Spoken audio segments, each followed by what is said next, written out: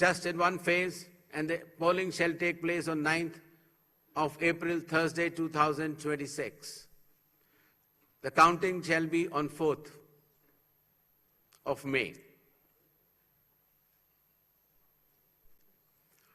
All 140 assembly constituencies of Kerala shall also go for polling on 9th April, that is Thursday, and counting shall be on the same day, that is 4th May 2026. Puducherry also will go along with Assam and Kerala. The date of poll is 9th April and the counting will be 4th of May. Tamil Nadu. Tamil Nadu, all 234 assembly constituencies will go for poll on 23rd of April in one phase, and the counting shall be on the same day for all the 5 states/UT, that is 4th of May 2026. West Bengal.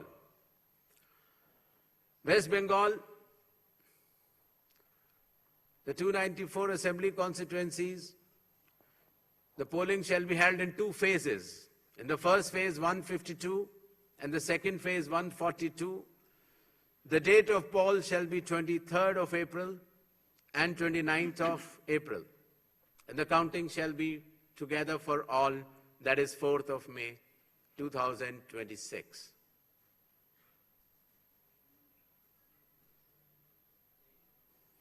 There will be 8 by-elections also, that is Goa, Gujarat, Karnataka, Maharashtra, Nagaland and Tripura. The name of the constituencies are mentioned here and the reasons, which will be circulated to you. And the schedule would be that the assembly constituencies for Goa, Karnataka, Nagaland and Tripura will be held, the polling will be held on 9th of April, and for the assembly constituencies of Gujarat and Maharashtra on 23rd. The counting shall be on 4th of May for all the cases. Thank you.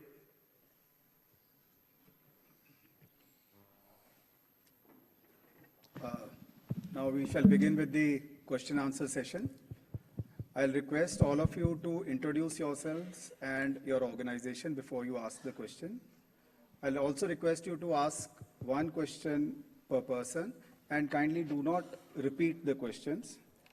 We shall be taking questions in groups of 5, after which the Honorable Chief Election Commissioner shall respond to that, and then we go on to the next round of questions. 6, 40, 94, 25,